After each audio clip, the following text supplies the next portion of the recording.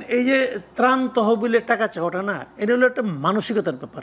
মানে ওই অনেকে একটা প্রবাদ আছে না, চিল অনেক উপরে ওঠে কিন্তু নজর থাকে নিচের দিকে, বলে না? এটা হলো বাংলাদেশের এনজিও মানসিকতা, জাস্ট এনজিও মানসিকতা, যে মানুষের কাছ থেকে নিতে হবে। আমার অনেক আছে, সো হোয়াট, নিতে হবে। এই একটা ইস্যু পাইছি, কিছু নিতে হবে। এবং আমার কেন যেন মনে হয় এই কাজটা বেসিক্যালি করেছেন ওনার যে প্রেস উইং আছে, এখানে কতগুলো মহাজ্ঞানী আছে, কিন্তু বিরাট জ্ঞানী। এদের নিয়মিত কোনো প্রতি মাসে একটা করে কোনো প্রমোশন হয় না, এটা আমি বুঝি না। একজন হয়েছে, বাকিগুলোর হওয়া উচিত। এই মহাজ্ঞানীদের কাজ এটা। ওরা অনেক কিছু বলে। একবার শুনলাম যে প্রধান উপদেষ্টা বললেন যে ডিসেম্বরের মধ্যে ইলেকশন হবে, পরে এই প্রেস উইংয়ের বলতেছে না, উনি এটা বলেন না, ওটা নাকি আরো পরে হবে, জুনে হবে। তো এরকম অনেক কিছু হয়, ওনাদের কাজ এটা।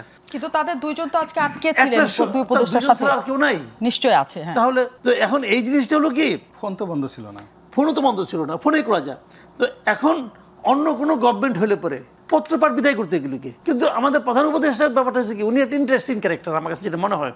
উনি কিন্তু দেখেন দায়িত্ব নিয়ে প্রথমে বলছিল আপনারা মুক্ত কণ্ঠে আমাদের সমালোচনা করুন, বলছিল না? আমি তখন খুব খুশি হয়েছিলাম যে সমালোচনা মানে কি, মানে আমি সমালোচনা করব, উনি এটা বিচার করে দেখবেন।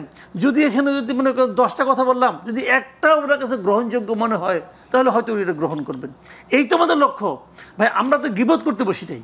আমাদের কথা হলো যে উনি স্টিয়ারিংয়ে আছেন, গাড়িটা উনি চালাচ্ছেন, আমার একটু বলা ভাই সামনে কিন্তু একটা খাত আছে, দেখেন, কিন্তু এটুকু যে বলা, উনি খাতটাকে এড়াই চলবেন। মূলত লক্ষ্য তো এটাই। কিন্তু উনি যখন বলছেন, এটা অর্থটাই মনে পরে বুঝছিল এরকম যে আপনারা মুক্ত কণ্ঠে আমাদের সমালোচনা, প্রাণ খুলে সমালোচনা করবেন, আমি কান বন্ধ করে কিছুই শুনবো না। উনি সিদ্ধান্ত নিয়েছেন, কে কি বললেন আমি কিচ্ছু শুনবো না। উনি শুনেনও না। এই বয়সে শোনার আসলে ভাই সেরকম শারীরিক সক্ষমতা থাকে না। এটা ওনাকে ব্যক্তিগতভাবে অ্যাটাক করছি না, বাট এটাই নিয়তি। আমাদেরও বাবা মার একসময় বয়স হয়েছিল, তাও কি হয়, এটা হয় একসময়, সব তারটা ঠিক থাকে না। কাজেই উনি শুনেনও না আসলে কিছু। এই যে ওনার ওনাকে যে বেজ্জতিটা করছে ওরা প্রেস উইং, অন্য কেউ হলে কি করতো, একটু তো ক্ষুব্ধ হইতো, রাগান্বিত হইতো। ওই জায়গাটা ওনার আসলে ভূতা হয়ে গেছে, উনি কিছু বলবেনও না। মেশিন স্টার্ট নেয় না, ওনা উঠাই নিচ্ছে ওটাকে।